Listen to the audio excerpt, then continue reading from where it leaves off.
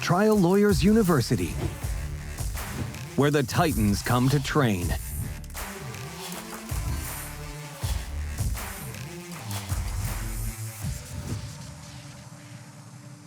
Produced and powered by LawPods. All right, we got Eric Wilson with us today, and Eric and I have been knowing each other for years, since the pandemic, because he was a constant presence on the webinars and Trial Lawyers University and breaking down so many things and cases they did, and it was really, especially the Lenning, right? The Lenning trial, like we spent probably 6 episodes on that. So the Lenning trial. Yeah, I remember the Lenning trial. So Eric, it's good to have you here, and it's really great when I love doing these podcasts, but I really love doing them with actual people I know already, because it's because you learn so much about people's stories. So, how are things down there in Orange County, California today? Orange County's good. It's a little rainy, actually. That's nice. We're just gearing up for the next trial. And when's that going to be? We have one going in May, so it's a spine case. We're going to start doing some focus groups. And when you do focus groups on your spine cases, what are you looking for?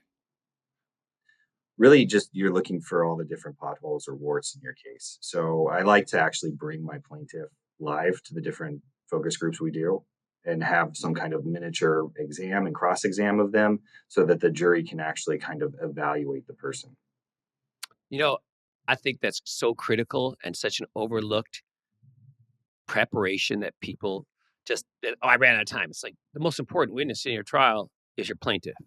I mean, whether they like your plaintiff, whether they believe your plaintiff is everything. So why would you not spend, substantial time on that witness instead of just putting them on the stand and praying they survive? It seems like it's like people like the most nerve-wracking time for most trial lawyers is when they put their plaintiff on the stand. They're like, please don't fuck this up for me. Absolutely. Anything I don't have direct control over is the things that make me the most nervous in my trials. Like proud here, like Cross, you got pretty much good control over. It's interesting because we're starting a boot camp this afternoon, and my boot camps were typically 4 days, but I added an extra half a day on Tuesday afternoon to teach witness preparation and direct examination. And, because I used to do that professionally before the pandemic, I used to travel around and prep people's witnesses. But, I developed this process over the years of really putting the person almost in a trance-like state to go back and relive the events in their mind instead of, because, anybody that's been seriously injured, what's the first thing they do with all the pain? I mean, as soon as they can. They're going to block it. Right? Yeah, they're going to block it because their life's miserable. No, really. They just block. We all do it. It's human. You've had some trauma. You're depressed until you can block that trauma and not think about it, right? And so that's what our plaintiffs do. And then a year and a half later, you want to prep them for their deposition. And they're like, I ain't going there because I'm not going back in that dark hole that it took me 6 months or a year to climb out of. I don't care. You're the lawyer. Go do your fucking job and get me the verdict. But you already know the story. Why do you have to hear it from me again, right? And so that's the real skill of prepping, especially the plaintiff, but any witness, is the ability to get them to access the images in their minds instead of trying to remember words or facts and don't say this, don't say that. My ultimate goal with a witness on an examination, especially a lay witness, is that they're not thinking, right? If I ask you, what color is this coffee mug? You wouldn't stare at it for a while and be like, oh, I think it's green. No, you'd be like black, right? Because it's obvious because you can see it. Well, everything we experience in our lives is stored in our minds in pictures and images. And so you just have to teach people how to look at, pause, listen to the question, make sure they understand it, ask themselves, what image must I access in order to answer that question? Then while accessing the image, answer the question. When you're done, come back to me, and we'll know you're ready for the next question. And it's the same thing for, if it's a defense lawyer. I tell them, because most witnesses are fearful of cross-examination, especially if they got beat up in the depot, right? They don't want to be embarrassed in front of people. But I'm like, this process, make you impenetrable to cross-examination. Because I'd be like, this cup is white. Isn't that true? And I'll be like, no, it's white, right? No. I said, notice, you're not being defensive. You're talking to me like I'm confused.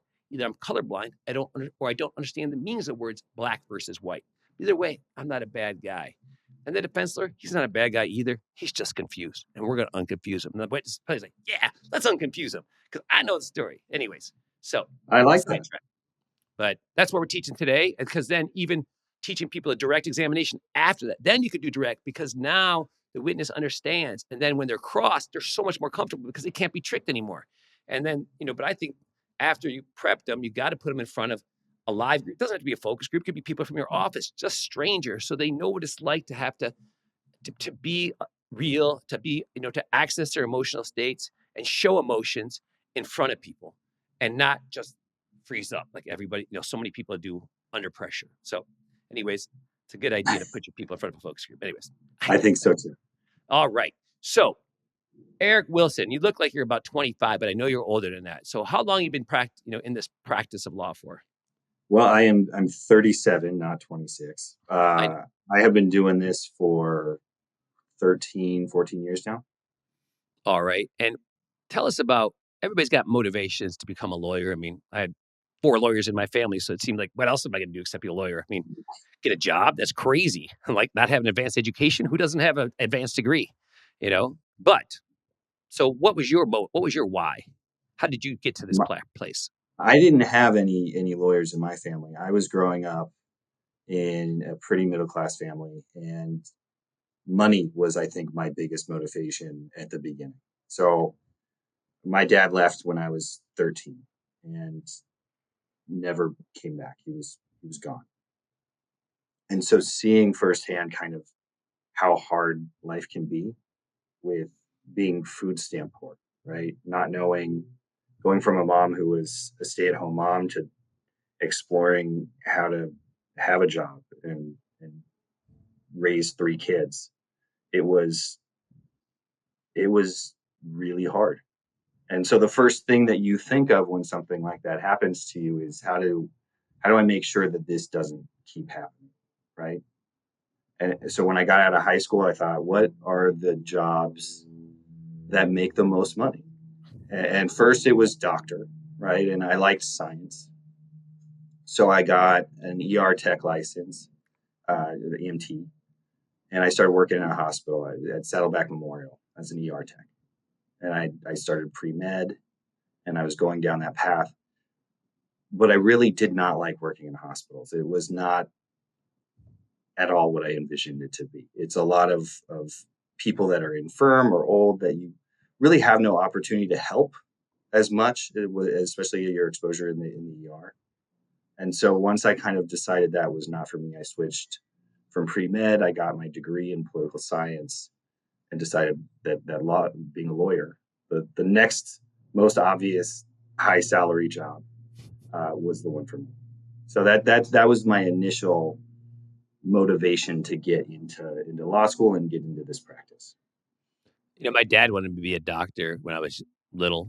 He always, whenever he introduced me to people, he'd be like, Dan, tell me what you want to be. I'm like, I'm going to be a doctor. Until I took my first chemistry class. It was like the smell of this chemicals makes me nauseous. And then, like everything going to the hospital to see people, like it's all sickly and, too much human anatomy and functions, to deal with. I can't handle it all. No, I remember changing old people into gowns as kind of being like the aide to the nurse. And I was like, this is definitely never a place I want to spend my entire life. Where'd you end up going? Where'd you go to college and law school? So I went to college. I stayed nearby the family. So I went to Cal State Fullerton, which was about 15 minutes from my house. And then after I went to Cal State Fullerton, I took the bar and I went to Southwestern Law, which is in downtown Los Angeles. Yeah. Yeah, that's Panish's alma mater, BP. He's a big, and then my nephew went there. He just graduated on May 8th. So your nephew and Brian. So those are 2 big people. Rex Paris also went to Southwest. Oh, really? Yeah. And my nephew got waitlisted originally. And like Panish, can you help? He's like, let me see what I can do, Ambrose.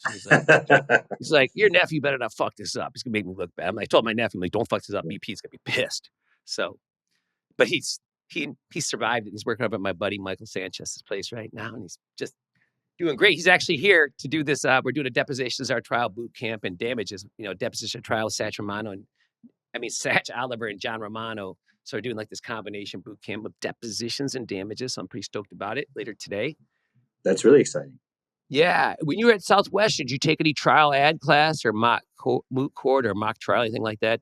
I did trial ad, and then I spent basically most of my time at the DA's office. So I was really involved with the LADA early on. I was doing the prelims out in Burbank. And then once that time period lapsed, I started working at Target Crimes, which was like their I don't know, heinous crime section. And I ended up helping prepare trials like that were pretty brutal murders. And I would help do the PowerPoints, and I'd help kind of get this behind the view look of how you prep a case like that for trial. And then how did you find the Paris firm? So when I got out of law school, I didn't really know if I wanted to keep doing the DA thing or switch to something different. And with the DA, it's dark working on murders. I think the last trial that I worked on before I prepped for the bar was this case where a young guy, his parents get divorced, and he is mad at his mom. He blames his mom for the divorce. 17 years old. And he goes and he sets his mom on fire. He kills her, and then beats her with a bat afterwards. And it was such a gruesome, I was having, dreams about it at night. When you're that involved working up a case of that magnitude, it really puts you in like a mental state that I didn't like to be in all the time. So I was like, well, what's a little different than that, but something that you get to be in control and still prosecute your case. So I was applying to the DA. I was also applying to different personal injury firms because I like the idea of being a prosecutor just on the civil side, which is how I kind of looked at it at the time. And the very first firm that I applied to was the Paris firm. They were looking for new associates, and we connected, right as I started looking for work, and I got hired there right out of law school. It's crazy because like even way before that, buddy, I knew Rex because I met him at TLC in 2002, and and I think he helped me kind of get into, because like I got rejected a couple of times from applying, and then when I went to regional, I met Rex, and he's like, "Hey, if you need help get in, let me know." And so I gave him a call. And of course, he was like, "Who are you?" And I'm like, I reminded him, he's like, "What do you want?" I'm like, "I want to go to TLC." And he's like, "Oh, okay, I got you now. I'll help you." So it was like 2002, 2003. So you see, a significant role in my life there, our Paris. And so when you were at the Paris firm, tell us about, because you spent what, 13 years there? I spent my entire career there until about a year ago. Yeah. So tell us about the evolution of your learning there and what kind of law what your practice consisted of. Yeah. So I started out doing class action work, actually, class action, wage and hour, and different things within that universe, which was kind of boring. I'm not gonna lie. I think I spent 2 or 3 years doing that. Sounds horrible. Like you're not lying. You're like, I didn't think you were lying when you said it's kind of boring. It was not trial work, right? It's something that's very writing heavy and research heavy and very cerebral. And so I did that. I think I'm very happy I did it, to be honest. Being able to go against bigger firms, especially on these catastrophic cases, to know how to write a brief, how to speak in front of a judge. Those are critical skills, and I'm glad that I did that. But I'm also glad that it was over once that time. So I think it was 2 or 3 years in, and the Paris firm was creating a new PI team. So Cale had come out of law school, Rex's son, and he was about my age, a little younger, and he was starting a practice there. So they hired Bruce Schechter, who was a very experienced defense attorney out of Orange County, and they put those two together, and they were running with a team. And I got on the team. They were looking for more help, basically. They were looking to expand the team and add another attorney. And Cale knew that I was, we were hanging out outside of work as well. And he knew that I was looking to either leave the firm for something else or to find something that's not class action. And so we joined forces, I think, in 2015 or 2016, right before I joined that team, right before the Lennon case went to trial. Let's talk about the Lennon case for a minute, because that, it was a great verdict, a great case, but it was really the first major case that we broke down almost every aspect of it, from opening to cross to directs to closing to rebuttal with, Brian Panish. Because that was my first real exposure to Brian Panish. I just Yeah, seen him around. Was that your real first exposure to him too? it was. Yeah. So it was incredible working with Rex and Brian and Bruce and Kale all on this one trial.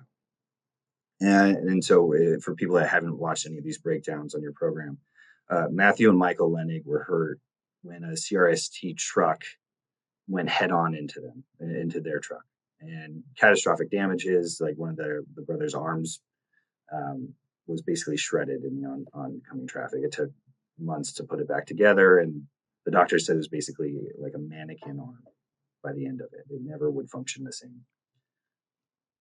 Wild case. They had devastating subrosa that we had to manage, and at the end, a jury came back and awarded about $56 million. So it was an incredible result. It was probably the most wild experience to have as being your first exposure to a civil personal injury trial. So I was like third or fourth chair on that case, and we did, I did all the motions in limine with Kale, and I remember that was, multiple all-nighters. We would call each other just delusional in the middle of the night, still working on all these briefs. I think there was like 56 MILs or something like that. So it was an amazing experience. I think that kind of intensity and also those kind of results, seeing that those are possible with the right force of nature behind the case, and seeing the difference that these really good trial attorneys can make in front of a jury. I knew I never wanted to do anything different.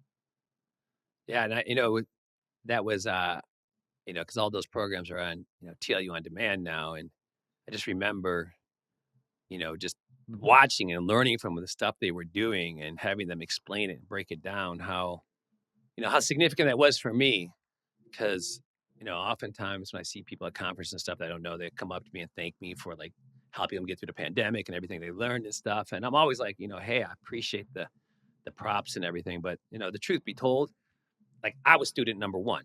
I did this because I wanted to learn, because like I didn't get into this game until I was 45 years old when I moved here from Michigan. And, nobody's going to mentor me like, you got mentored over there at Paris. And I'm not going to go grind away on motions and limine and all that stuff that you had to do to be part of the experience. And so I needed to find a way to get all these great people to teach me without having to go and be there, be, work for them. Yeah. And time's valuable. So, COVID was like, of course, for me, the greatest gift God ever gave me. No, I will say, I mean, during COVID, it was such an amazing time to slow down on cases, because I'm not getting in front of juries anymore. And all of a sudden, I'm just either presenting at TLU or listening to the different people, and the amazing assortment of attorneys that you had during that time. I feel like that was another really big expansion in just me learning how to try cases better, just watching TLU and having all of those different resources in a time where you're not grinding on cases every day. Yeah, because there's a lot of grinding. So you start off in the Lenny case in your fourth chair, but eventually you work your way up, and you actually get some courtroom time and get some, get to be part of, in a co-counsel fashion, some great results. So I want to ask you about, like, what are some of your most memorable results that you were, a part of, where you were standing up and presenting and not just doing the background work? Yeah. So there's the Matthew Horner case. I think we also did a whole case analysis on that in TLU. Matthew Horner was me and Kale. So we were looking for cases that were the right value and the right injuries, where we could work it up and get it trial ready without attracting the attention of Rex or Bruce, was really what happened. Right. So, As soon as they see it's a big case, they'd swoop in and be like, "Oh, this is too big for you guys. We got to handle this." yeah, really. And some of these cases have a way of, the value really develops very late in the case on many cases, right? So you get a case and it's questionable value. You prepare your client and they do well in depo. But then during expert discovery is kind of where all the lights turn on, and where if if there are defenses that look good, sometimes they implode. And all of a sudden, this case that everyone is pessimistic about, that they have bad experts, they have unprepared experts, and you lock in all this good testimony. You're like, wow, this is a case where we're going to do some damage once we get in front of a jury. And so Matthew Horner was definitely a case like that. It was a 2 millimeter disc bulge and possibly a brachial plexus injury, a nerve cluster in the shoulder. So there's some like nerve conduction studies that favored us.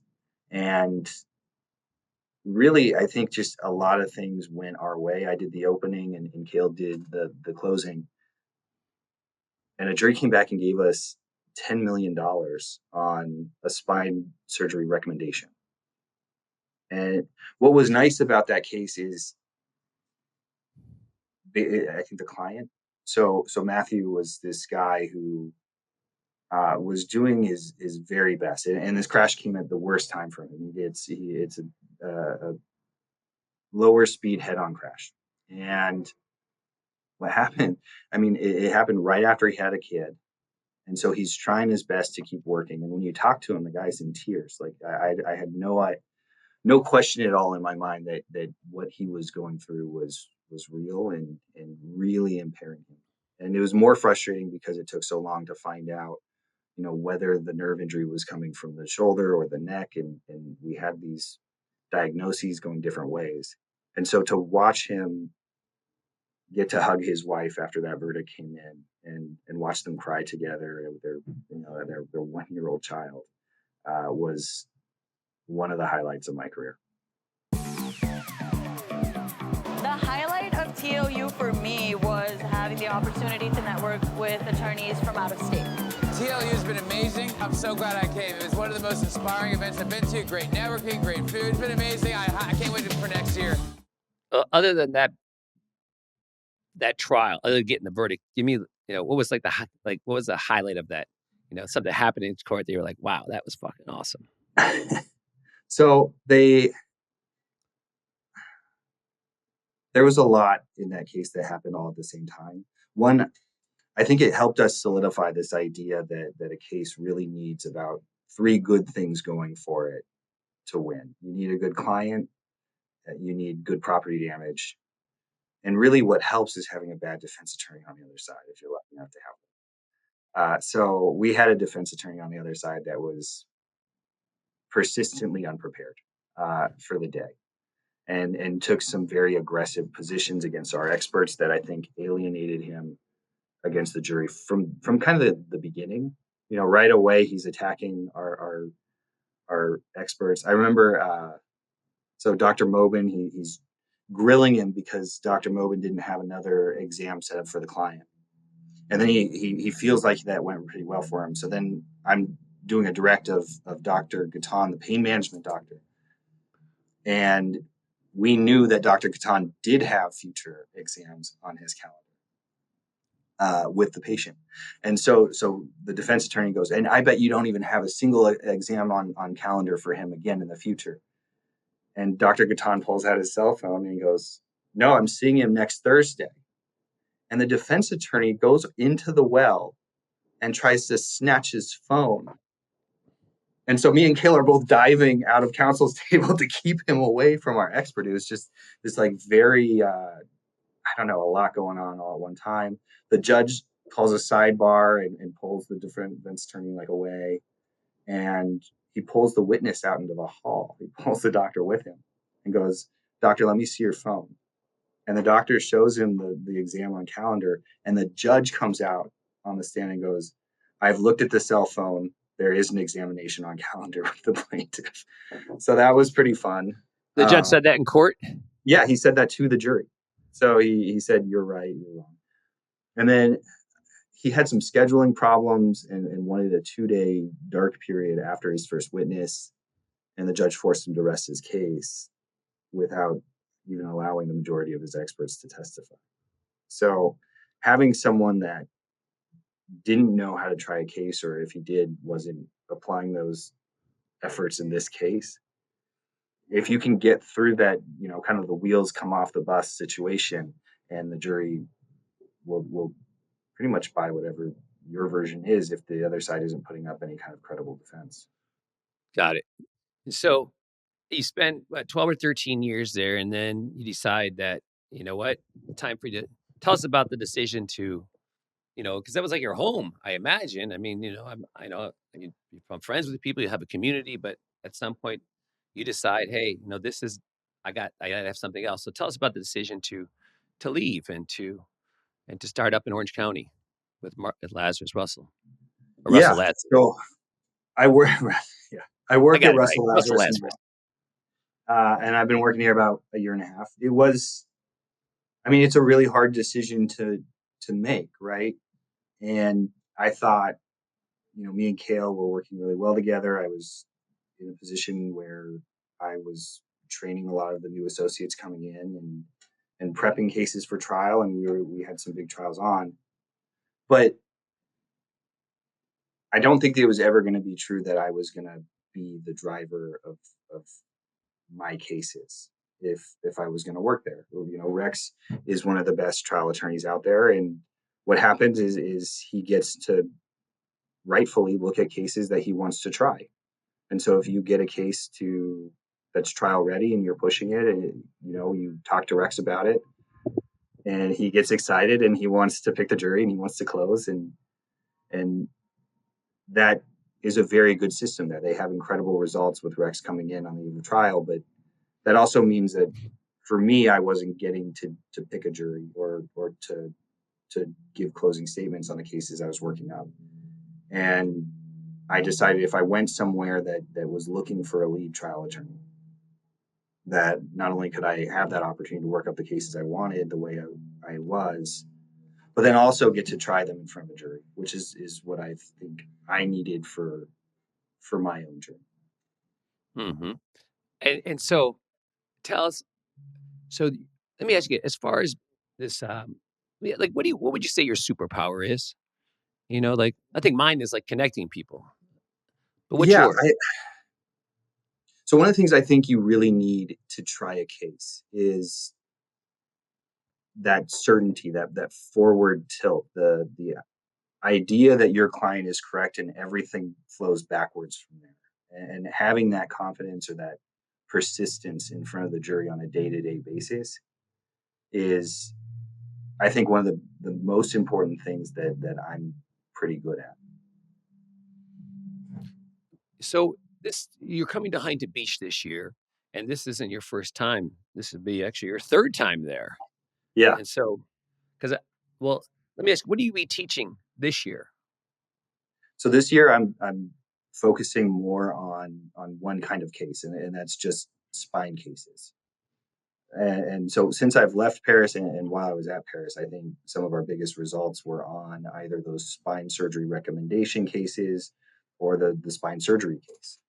And what I think is so important about these cases are they are they are always undervalued by the defense. And so my favorite kind of case to get involved in, especially if someone's referring me a case and I'm coming in 6 months before trial, the State Farm's offered $55,000. And this person has either had a spine surgery recommendation or they've already had the spine surgery. And what the defense offer would mean for the client is utter devastation, right? They're offering less than meds. They're offering really to kick this person in their lowest moment and leave them on the side of the road. And so to come in on a case like that, to try a case like that in front of a jury and get $1.5 million or $2 million or more, those are the moments I think that we live for, that can change someone's life for the better when they were on the cusp of a very terrible outcome. And so what I'm going to be teaching at TLU is basically the nuts and bolts of those spine trials, what to look for on the way in and on the cases that you can make the biggest difference, and then how to try that case in front of a jury. So when somebody brings you or what is interested in having you perhaps co-counsel a case with them or try the case from them, whatever it is that they're looking for, when you look at that file, because I know that, when you were at Paris, there was a lot of your business came from referrals. So what do you look for in a case that you're evaluating to decide, hey, this one is one I want to, sink my blood, sweat, and tears into, or you know what, this one I'm going to pass on. Yeah. So there's so many different topics within a spine case that can come up and potentially be a problem. But there's some that I mind less, and then there's some that are harder to get around. So really what gives you that forward edge from the beginning is having good property damage. If it looks like a car crash that could hurt a person, or it looks like the kind of fall that could hurt a person, and you have an immediate, obvious connection to, property damage, that's the first thing we look for. The second thing we look for is just very objective abnormalities on the MRI. So if you look at the MRI and you can, yes, that's a disc bulge. I see it. I can show it to the jury. If you have those two things, and then you have some kind of authenticity from the client, I always want to meet the person, and if they are in the way that they talk about their injuries, if they're someone that is able to articulate the kind of changes they've had in their life because of this injury, then right away, I'm looking at what else is there, but really those things are going to be able to melt away in my mind. So the things that matter less to me are things like gaps in care. And the younger the client, the less I care about a gap in care, because I think young people don't go to doctors. I think that people that hope that an injury gets better with time is someone that I trust and that a jury will trust too. Especially if there's some kind of, once they kind of start conservative care, they get in front of a pain management doctor, they submit to these epidural injections, these injections into their spines, and then they get some kind of surgery if there's a gap there as well, then that's very normal to me. And that makes sense. And you can have a client or their family or their coworkers describe the fear and the pain that being as a 30-year-old told that you need to have a spine surgery, the very predictable human reaction to that. And so a lot of the things that people worry about, I think I'm less worried about if you have that good property damage, if you have those objective abnormalities on the MRI. So Eric, this workshop that you're going to be teaching, just so people understand what a workshop is at TLU, it's a small group. It's 8 people, and there's 2 Zoom meetups prior to a workshop if somebody signs up for a workshop. So tell us, for the workshop you're teaching there, what will what will people learn? Why will they be better if they attend? Yeah, so the TLU workshops are my favorite part of every seminar that I've gone to with Dan Ambrose, and not just the ones that I teach, but the ones that I get to sit in, because all these other places that you go to learn from, you get a lot of speeches, right? You go sit in a big conference room, and not only will they have the speeches, but they're 15-minute slots because they want to fit so many people in. So they're more like YouTube ads for lawyers. Right. Instead of, and they're all inspirational, right? These are great attorneys giving 15-minute spiels or a life lesson or something, but I never felt like I was walking away learning. And so with the TLU workshops, what I think you found and what I'm so excited about on this program is practice, right? So we are, as trial lawyers, expected to do things under pressure. And the only way that we ever do those correctly is if you practice them beforehand. When you're under pressure or when you're in front of a jury, you can't be thinking of, with your frontal cortex, what am I supposed to be doing? You need to be acting. And so for every top athlete, I played hockey most of my life. But how do you get good? How do you put a puck where you want it to go? You spend a lot of time practicing. And these workshops are exactly that. And so the workshop that I'm going to be doing is how to cross-examine a spine expert. So we'll spend a lot of time on neurosurgeons or spine surgeons, orthopedic, and kind of the anatomy of that cross, how to effectively tee it up and then knock them down, right? And a lot of that is more scripted or more routine than you would think. There's different vignettes that you go through with every expert where you are walking them down a road, not even necessarily immediately to show that they're the bad guy or that they're wrong, but to put their testimony in context so that the jury is prepared to set it aside, right? And what I've seen in a lot of people, I think, in fairness, Bruce Schechter is one of the best at cross-examination I've ever seen. And that's where it kind of goes to having those mentors that I had. And how do you get that same mentor relationship if you're not blessed enough to be employed by one of the better trial attorneys out there from the beginning?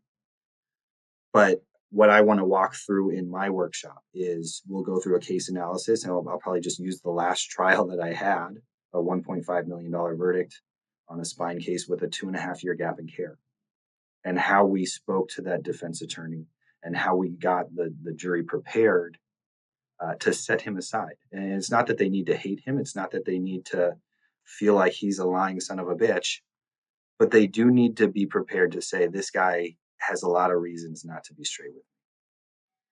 Will people be able to bring their own cases and, help, you can help them with those challenges that are in their own cases that they're working these spine cases? Yeah, of course. So we're going to start with, I'll give a fact pattern, and we're going to have meetups in the weeks before to kind of talk about those so they can prepare their ideas of cross.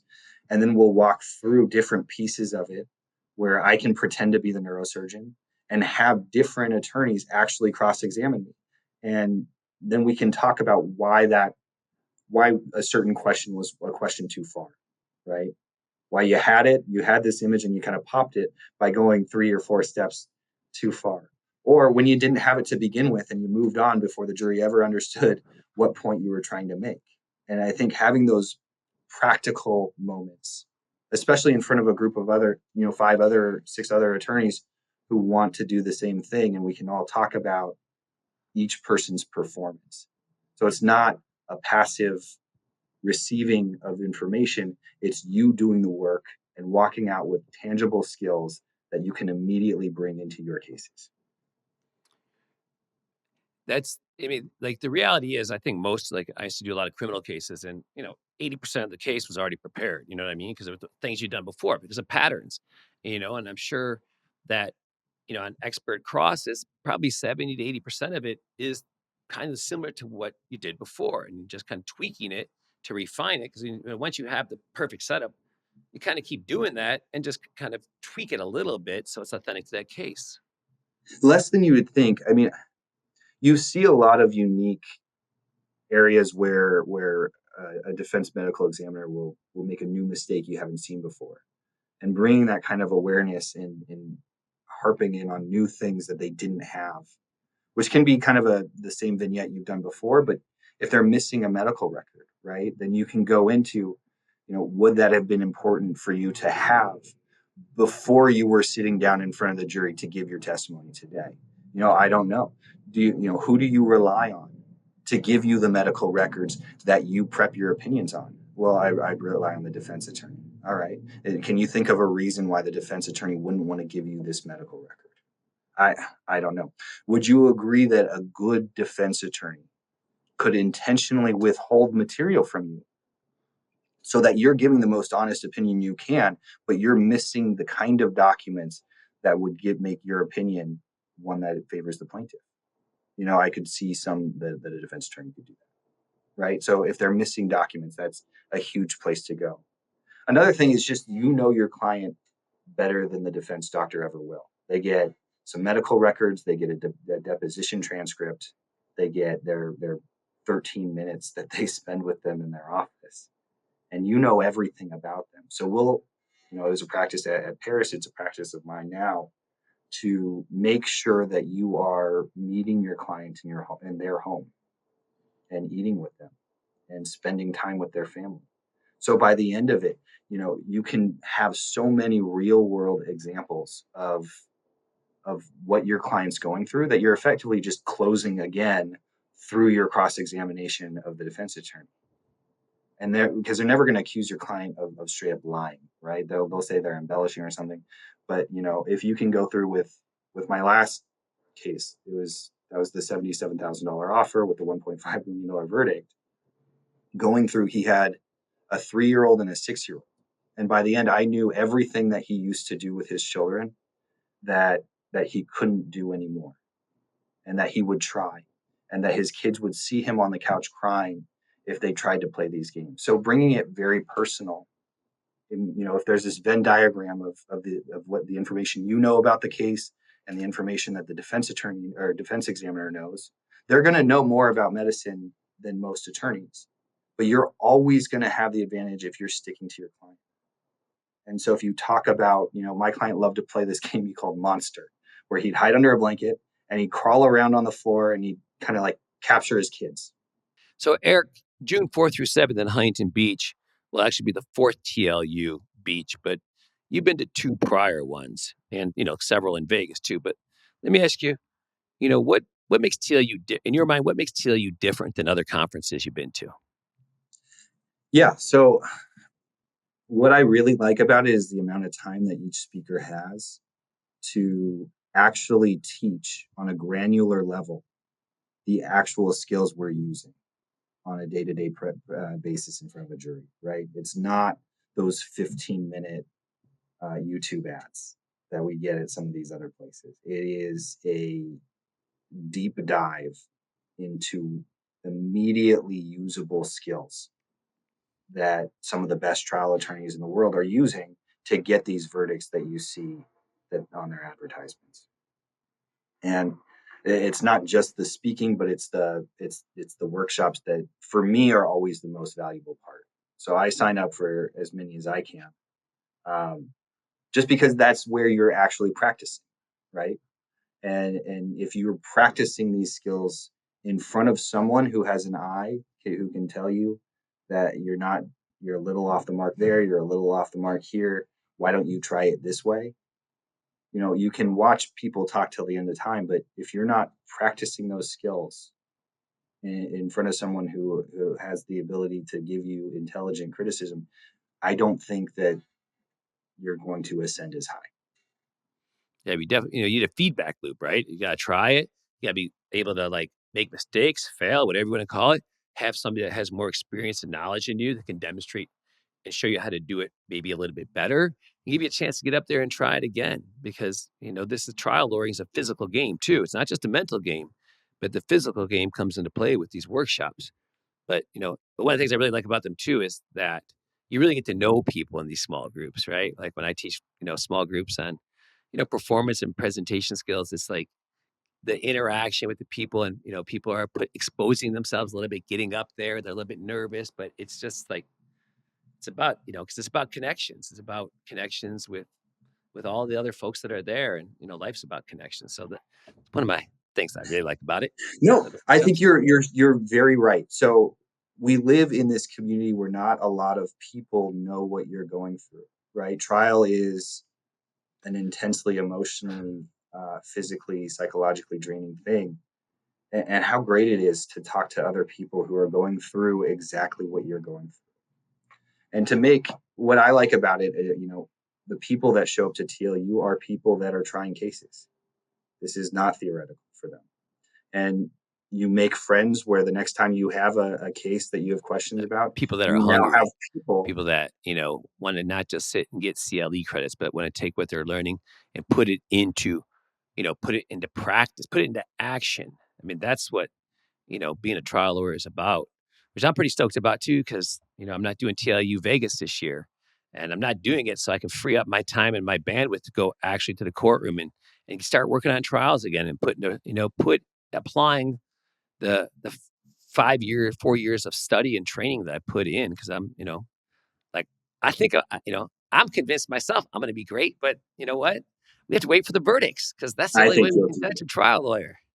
Well, and so that's what I like about TLU, right? Is you're meeting people who aren't just going to, see you out in the audience, but you're making connections with people where, you can call them and show them your case, or you can show them your keynote for your opening and be like, what do you think? And what I know about trial attorneys, especially, myself and other people who like to teach, we will also want to just hear from you, right? If you have a case, give me a call and we'll work through it together. And then if you go and get that verdict that you're proud of, I can't wait to hear from you and find out that you did good, right? There's Yep. nothing like being, the reason I teach also is just it's the closest thing to actually being in trial, right? You're making the same connections, you're practicing the same skills in front of other attorneys that you would be practicing in front of a jury. No, I think teaching is the most critical, is the best vehicle to greatness as a trial lawyer. Because because I teach a lot of these small groups, right? These boot camps like we're doing this week, and it's like me and 5 students, and you have to really pay attention to the students too, to make sure they're learning, they're understanding. You have to read their face, make sure they're understanding and processing what they're learning, and also be aware when they're not, and be like, hey, are you following me? They're like, yeah. I'm like, are you? They're like, not really. I'm like, I know. Just tell me that. I know Yeah. you're testing my fine-tuned skills of reading people, but don't let's not. No, You're it's exhausted. always Don't work so hard. that real-time feedback. The reason I like doing these things is I'm always learning at least as much as I'm teaching. Yeah, and you know that's what it's all about too. It's just the constant learning of from all the great ones, and just working on cases and working it up. But one thing I'm really proud of too at TLU though is not just all the learning, but really the networking, because the truth is we all come to these conferences because the bottom line is we want to make more money. And we make more money by getting better at our skills. We make more money by building our community, our networks, because then we can refer people cases, and they send us a referral fee, or we collaborate on them, or they send us a case and we send them a referral fee. But we don't do that with stuff. We don't do that with people we don't know. We don't do that with people we don't like and people we don't trust. And it takes time to get to know, like, and trust people, because we've all had bad experiences, right? And those always, keep us cautious. But with time, and that's what I think TLU is great about, because we have an hour and a half for breakfast, an hour and a half for lunch, a 3-hour, theme parties every night. And then even after that, the lobby, because we bought the whole hotel, turns into a lounge, Yeah. with a DJ, with a couple ping pong tables, air hockey, foosball, and, an open bar that's hosted. And so, it's just so many opportunities to just connect and hang out and make friends.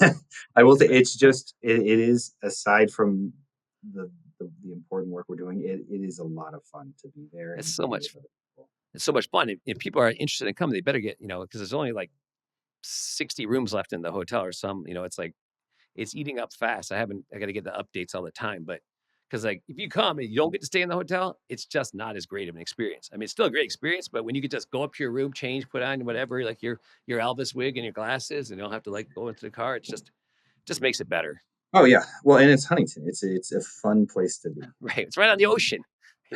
Every room's got a balcony and ocean view. What do you want? What do you want from a conference? And so you have to practice in the deposition. You practice in motion hearings. You practice at the grocery store. That's why you have a family. You practice on them. You have to keep the skill up or it erodes. It's simple as that.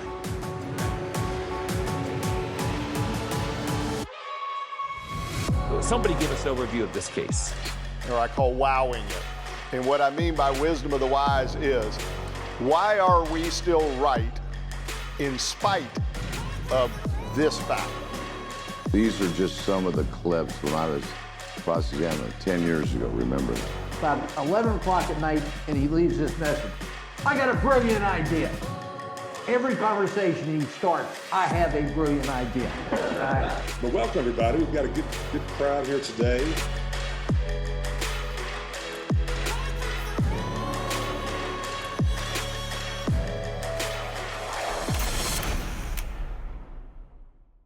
So you have a couple case analysis coming up too, because you're returning. This will be your debut with, on case analysis as a Russell Yes. Lazarus, head trial lawyer. And so what are the date? So the first date you're doing it is. So the first one I'm doing is going to be Tuesday, April 15th. And that's going to be a breakdown of my most recent verdict, Marcus Fitzgerald. It was a $1.5 million post-verdict settlement on a $77,000 offer. And that was a spine surgery that occurred about 4.5 years after the accident, after a 2.5 year gap in care after his last injection and before the surgery went forward. So I'm going to break down that entire trial from jury selection to closing. Let me ask you, like, how do you handle that gap in care? Because that's usually devastating for so many people. So how do you take care of that, like in voir dire or, whatever aspects of trial that you handle this gap in care and reframe it?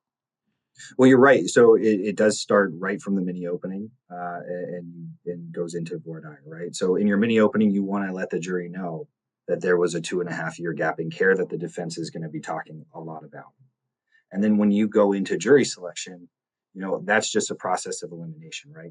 You heard, in this case, there was a lot of time between his last injection and when the surgery occurred. Who, without, regardless of what the rest of the evidence shows, who here has already decided you're not going to be able to return a favorable verdict for my client? And you're going to get half the room raising their hand, and then you get to say goodbye to those people, right? So that first process of elimination is just if you hear that, you're not going to be fair. And you'll be surprised at how far that gets you. You want to talk about lean care in jury selection, of course. But a lot of the gap in care testimony is going to come from people around your client, right? Not just the doctors, because they're going to say, I recommended surgery and then I didn't see him for 2.5 years. That's not good, right? But if you have his mom, like, for example, when we went and started talking to his family, he was incredibly close as a 32-year-old with his mom. She would do a lot of babysitting for them, and she was in their life on a daily basis. And she had been a nurse in her life. And so one of the biggest reasons that we found that he delayed that care was because his mom had seen negative outcomes with spine surgery in her real life. Knew people who walked away from a spine surgery worse off because they had made that decision to go under the knife. And so we spent a lot of time with her. We spent a lot of time with him about the evolution of those conversations they had together, where his mom would literally be crying and saying, don't do it. At least you're in pain now, but at least you can walk. At least you have what you have. Protect what you have. And finally, they have this evolution. They keep fighting. And he says, Mom, the pain it's too much. I'm going to do the spine surgery. And once he made that decision, she turned into his biggest advocate, drove him to the surgical center, prayed in her car the entire time the surgery was happening, and drove him home and cared for him. So I think the most important thing when you're talking about a gap in care is who else in their life can talk about what they were going through during that period of time and their own mental, their mind space about this surgery. Because if you talk to the wife, if you talk to the kid, no one wants their loved one to have a spine surgery. It's so scary for everyone around them who are even less informed about these decisions than your client, who at least has face-to-face time with the spine surgeon. And so if you can elicit those fears and those conversations that they're having with their family, I think that can go a long way to forgiving that. And then if you ask people why they waited, almost all of them are going to say the same thing. It's because I was hoping I would get better by myself. Every other time in the history of my life that I've had an injury, if I waited enough time, it got better. It was only with this injury. This is the first time I've had a kind of injury where just resting, just avoiding the gym, avoiding hiking, avoiding my life didn't make it better. And it was only when I realized, after a year, after 2 years, it doesn't matter how long this pause in my life is going to be. This isn't going to get better without me doing something else. And those are the two biggest places that I would use to kind of explain and to make the jury comfortable with the idea of a gap in care. So, Eric, on May 6th, you're doing a second case analysis. And so tell us, what is that trial about? Yeah, this one is a lot of fun. So it was a case where this girl is dating a guy in Orange County. They both live down here, and they go on like 3 or 4 dates together. And he on the fourth date, he says, my buddy just bought a house. I want to celebrate with him. do you have a friend and we can do like a foursome dinner date? And she says, yeah. She lives in LA. It's my best friend. So they drive up to LA and they get sushi and they go to a club. All four of them very polite, no disagreements at all. They get back in the car at the end of the night, and the friend is driving, and he says, "Why don't I drive all four of us back to Orange County?" And the best friend says, "No, I don't want to go to Orange County with you. I just met you. I'm gonna stay at my apartment." And this makes this man irate. He starts screaming, "Get the fuck out of my car! Get the fuck!" He pulls over to the side of the road, and the friend gets out of the front seat. And then the friend says, to my client, "You're not safe with them. You're not safe with them. Come with me." So she starts to get out of the back seat of the car behind the driver's seat. And when she's halfway out of the car, he hits the gas. And he hits it hard enough where the wheels screech and the door slams shut and she bounces off the back of the car. And so when she looks down, he had run over her foot and her big toe on her left side was dangling by a tendon, just completely amputated. So he drives away. They ghost her. She's sending texts like that show her foot a bloody mess, and he later testifies he didn't know.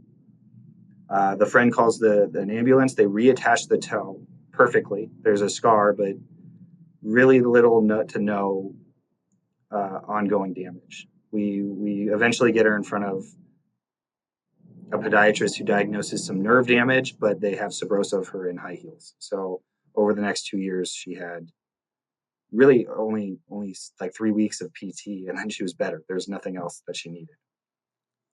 And so the value of that case, there was a $1.25 million policy that I had demanded. And the other side was saying that she was drunk, that this was possibly her fault because she was drunk, belligerently screaming at the driver, which was their position, that she wouldn't get out of the car and that he was a nice guy who was just trying to get her to leave. So right before trial, we worked the thing up for trial. We focus group it, and I'm happy with it. We waive economic damages because there are none. It was like $12,000 and no future care. So we waive that, and I'm just going to go in on pain and suffering and punitive damages. And right before trial, my client, we talk and we do a $900,000 998, and we try to get out. We're in the hub. It's in LA, so we try to get out on 3 separate times, and each time there's no judge for us.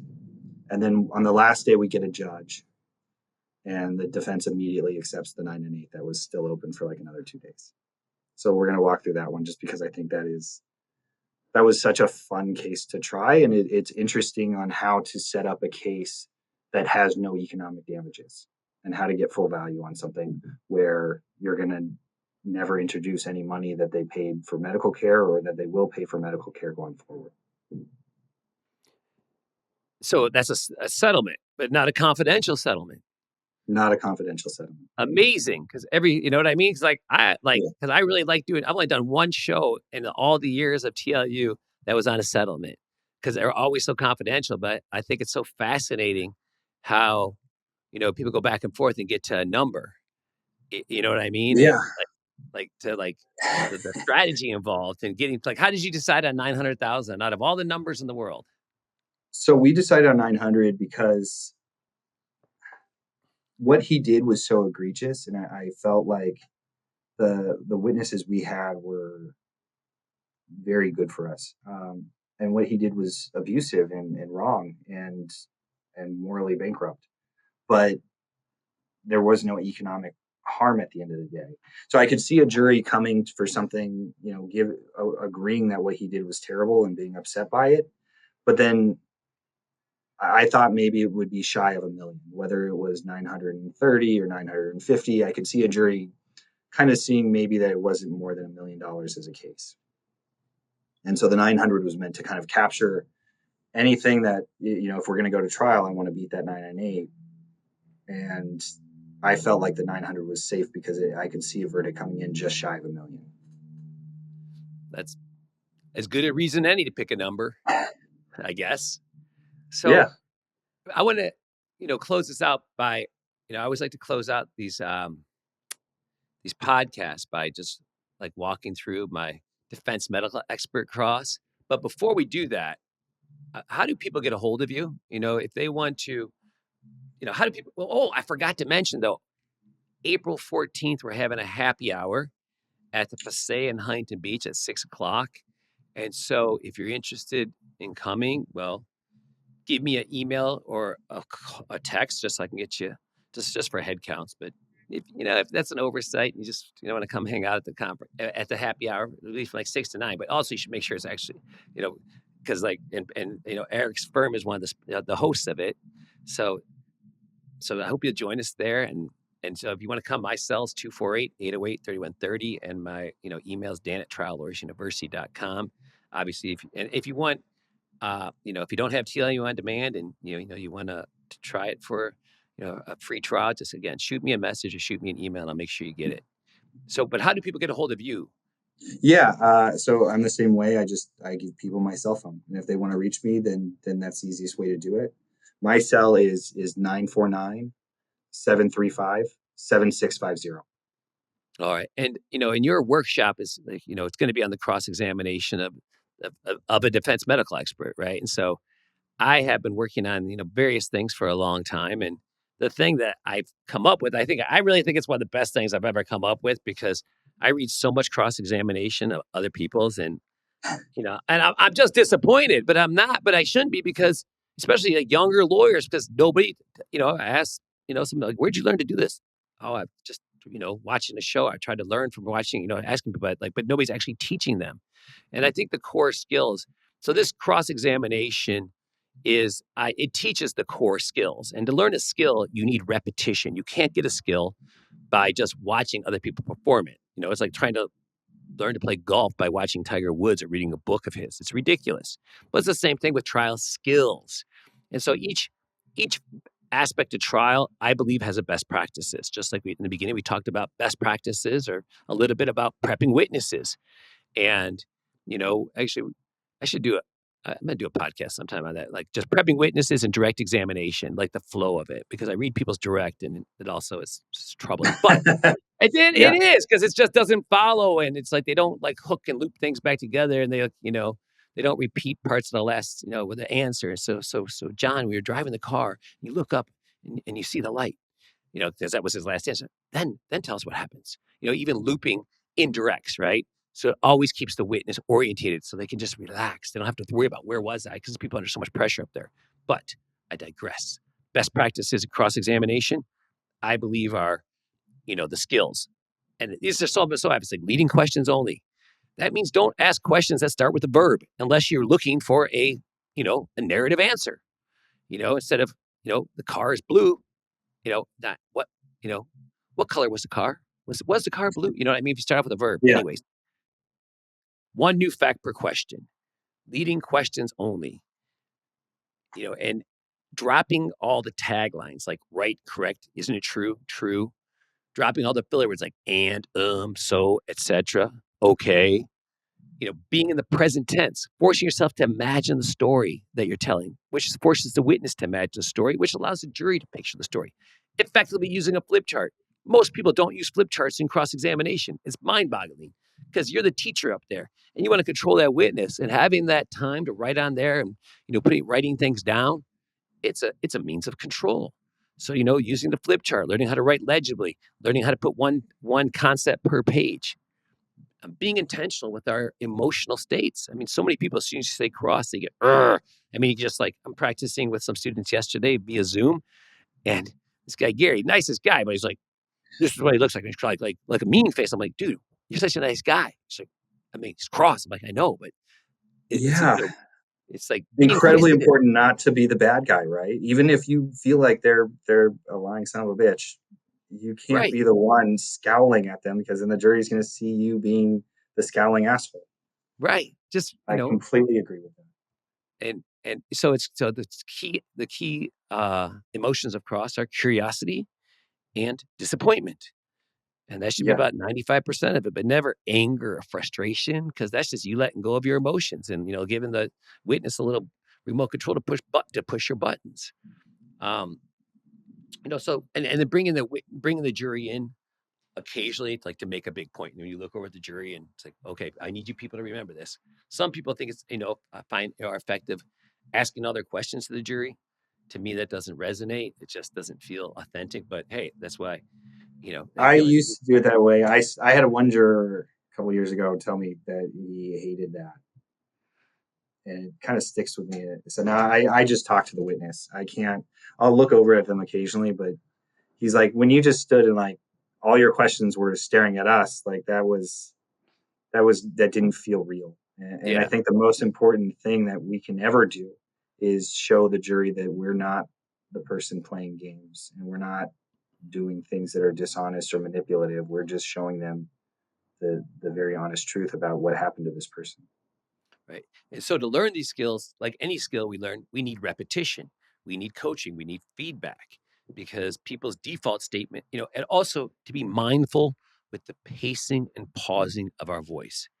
Because the vast majority of people, you can watch on CBN, when they get to cross, they go so much faster than they do on direct. It's just like boom, boom, boom. And it's like, it's too fast. There's no, the importance of pausing is to allow the jury's mind time and space to process the information. Because it doesn't matter what you're saying if they don't get it, if they're not listening, if they can't retain it, because you're overloading them with the speed of your speech, the rapidity of Absolutely. I think I also love a good pregnant pause. well, but people won't do Like it unless within the they question. train themselves. Because people sometimes when I'm teaching are like, gosh, it feels slow and methodical. I'm like, yes, I am training slow. You have to train slow, so that way you're intentional with your movements, and then you're under the pressure of the courtroom always speeds people up. Everybody speeds them up. I don't care how much training you do. You get in front of that audience, it's always a different world. And that's why it takes so much practice and time on your feet, so that way it becomes your natural state. Because I think it's so important to be relaxed. It's so important to get to the level of being relaxed in front of that jury so people can really connect with you. Yeah. Because, because what I learned from all these years of case analysis, that all the great ones that get the massive verdicts, the one thing they focus on more than anything else is their connection with that jury. That's the whole game. Once you walk past, once you stand up ready for trial, that's the game. Do they like me? No, I Will they agree. listen? If you're just authentic and you're kind and you're connected to the jury from the beginning, I think that most times you're going to get the kind of verdict that you're hoping to get. Right. But that's the result of hard work. Okay. Everybody wants that. Everybody knows that's what they need to be, until they stand up before the jury and their faces get serious and their hands start shaking and they're like, start Yeah. negative thinking. People don't like me. Whatever the fuck's going through their mind. So, but training overcomes that. And Training overcome. Yeah. If you're feeling so nervous that you're not feeling any other emotion, then you're never going to connect with anyone, right? Maybe they'll feel empathetic for you, that like, look at that poor nervous guy up there. He that poor guy obviously up there. hates where he is and he wants to sit down, but they're not going to be thinking about your client or about the emotions that you want them to feel. And I think you're completely right. It is about practice, especially if, like, I have some neurotic tendencies. I like control and practice things, but to be comfortable enough to get off of a script and to still feel that comfort, but to know what to say because you've practiced it so many times, right? So you get these ideas, if you use a mind map or you have ideas you want to transmit to them without ever having this completely rehearsed script, and then it just comes to you and you know how to talk to them, right? All right. But here's the part we're going to rehearse, because you have to rehearse and you got to do repetition to get a skill. So I'm going to cross-examine you, Dr. Wilson, and you just say yes or something along those lines, and All kind right. of explain as we go. Okay. Are you ready? Yes. So this is a foundational piece of cross, just so we all can be aware. Foundational means we do this in the beginning before we get into the substance of our cross. So many people skip foundations. They just get right into the substance, and then their impeachments fall flat because they haven't been set up as effectively as possible. So here it goes. Doctor, you're board certified. Yes. To become board certified, this requires advanced education. Yes. This education, it takes place after medical school. It does. But while you were in medical school, you did take classes. I did. One of the classes that you took was on how to conduct a proper medical evaluation. Yes. You're trained that a proper medical evaluation, it must be impartial. Yes.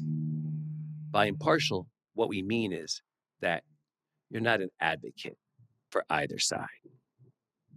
That's true. Okay, so this is where we're going to use a flip chart, right? So that first part, I consider those to be connected loops. Like each sentence begins where the last sentence ends. So obviously, you're teaching the jury through repetition.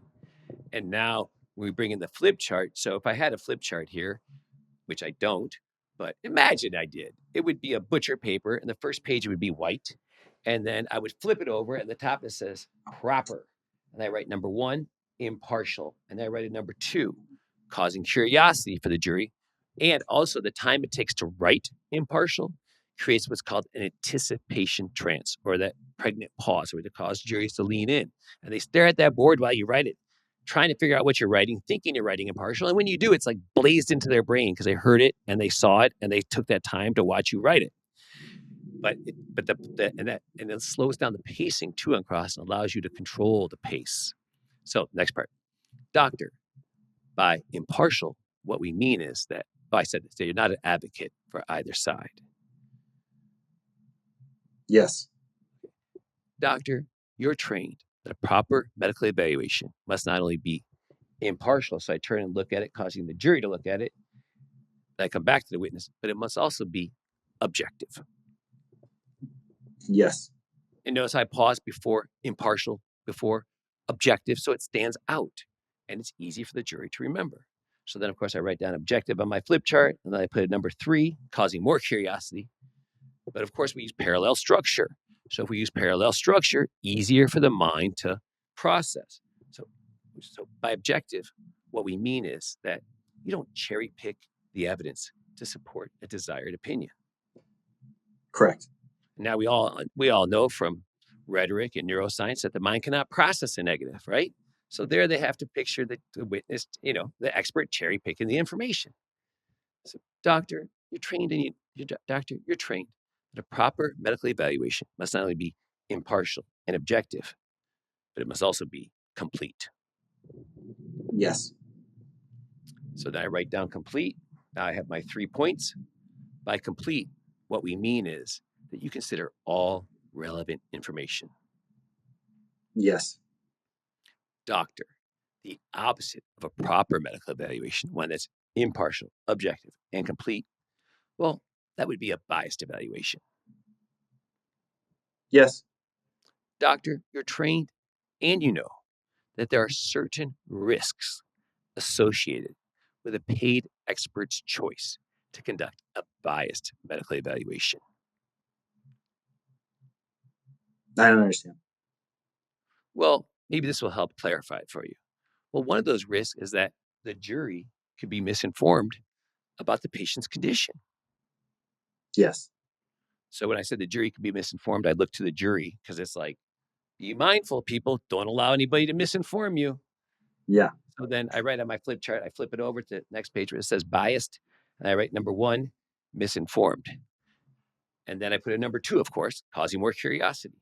So, doctor, you're trained and you know that if a paid expert chooses to conduct a biased medical evaluation, not only could the jury be misinformed about the patient's condition, but they could also be misled as to the extent of the patient's injuries. Yes. So then I write misled on my board. I put number 3. Doctor, you're trained and you know that if a paid expert chooses to conduct a biased medical evaluation, not only could our jury, so I changed it from the jury to our jury, a little more confrontational, could our jury be misinformed about the patient's condition and misled as to the extent of the patient's injuries, but perhaps worst of all, they could be deceived into undervaluing the human harms and suffering that were caused. Yeah. So I write down deceived underneath that. So now comes the conclusion. So obviously you have a stepping move, right? Being misled is worse than being misinformed. Being deceived is worse than being misinformed and misled. So it's much more likely that the mind of the audience will accept deceived if they believe that a person is willing to mislead and misinform them. So that's just it's just like you're trained and is another example of stepping. Because if you're trained and it, well, it's like a universal truth. You can't deny this. Everybody knows it. And, if they know this could happen and they do it anyways, what bigger betrayal could there be than a doctor intentionally harming an injured person, their own patient? That's it. Yeah. That's where we get to the friction, right? So I think every cross-examination chapter, I use the chapter method that I, learned from Posner and Dodd, reading that book multiple times. And, and Roger's great at cross-examination. He's a character, but he's got he's got like 15 programs on TLU on demand and, breaking down actual cross and coaching. I think I've watched all of them. No, it's just he's so a great resource. Yeah. TLU on demand is honestly one of those things that I come back to so often, and I'll watch hours of it. Every time I'm preparing for trial, there's a place that I might be nervous about this particular trial. And then there's a whole catalog of Nick Rowley and Roger Dodd and Brian Panish and Rex Parris and all these guys talking exactly about what I'm nervous about. And you can learn so much every trial just, at night. It's an easy way to finish out a night of trial prep, to watch a few lectures. And you always feel like you're on the cutting edge of what the science says about that part of your persuasion and your obligation. Yes. So let me finish the conclusion. So at the end of every chapter, I think a refocusing move. Like, let me ask you this question, or can I ask you this? So it's like squirrel. It's like basically communicating to the jury. This is why I asked the 20 previous questions. So here it is. Doctor, on December 4th, 2022, you had a choice to make. So tell us all, what did you choose to do? I wrote an unbiased report. So you're telling us, you want us to believe that, in fact, that you followed your training. And I flipped a page over and you did an evaluation that was impartial, objective, and complete, like you were trained to do, and that you didn't choose to violate your training and conduct a biased evaluation. So I flipped over because you were aware of all the risk. Is that what you're telling us? Is that what you want us to believe? Yes. Okay. So yeah, to me, like Panish, like I showed this to Panish and he uses it. It's so great. Like, obviously for me, it's a thrill to watch, to read transcripts of Panish, and he's got basically my verbatim cross in it on an actual trial, because he was just doing this big products case. So I felt some. I love a good Brian Panish cross too. I feel like having each point be kind of like its own thought. Like he'll drop down his hand and make a point each time that he gets a good admission. It's just this force of nature action that I really like. No, I know. I could never figure out how Panish got all his results from the outside. I'm like, this guy doesn't, he's not super personable. Like, I've met him many times and he's like, who the fuck are you? You know what I mean? Whereas somebody like a Raleigh, even, or these people are just much more like Gary Dornick, very personable. But I could never figure it out until I actually sat down and studied what he did, and just his level of, he's brilliant. I mean, his mind is crazy, but the way he's able to figure shit out and just his belief in what he's doing, that's what makes, because people say, who's the GOAT? I'm like, there are all these names out there. I'm like, one person. I mean, there's some great lawyers out there, and I've seen a lot of them, but I always got to go back to Brian Panish, because not that he's been doing it for so long, but he's built so many trial lawyers, and he's built a team over that PSR of so many 8-figure lawyers that stay. I mean, and he knows how to take, obviously he knows how to build a team. He knows how to take care of it, because people become great there and they stay. They're not, out for free agency. They stay. So that's so that's the thing I think it makes him so great. And he's a big guy. When I was much newer in my career, it bothered me a lot that I didn't feel like my personality matched a Brian Panish or a Kale, or Bruce, those kind of bulldozer personalities in the courtroom. And what I really liked learning over time is there's Nick Rowley's or other people that have that more intimate connection, that softer level of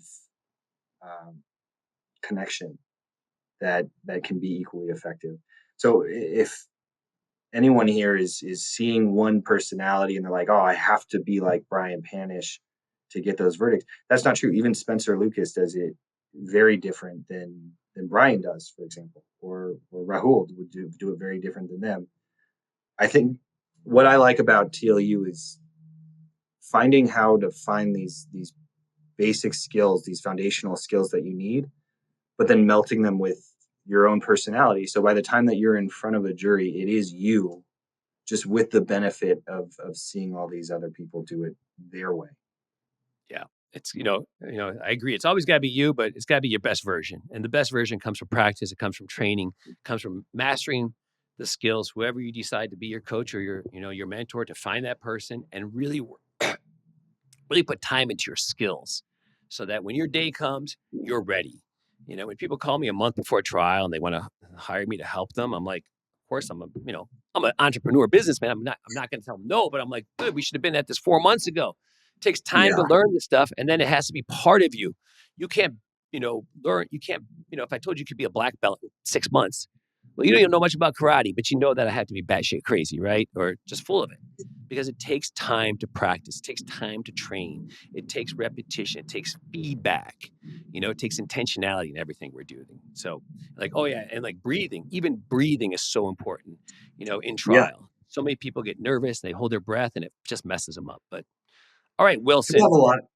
Yeah, Go ahead. No, you're good. Go ahead.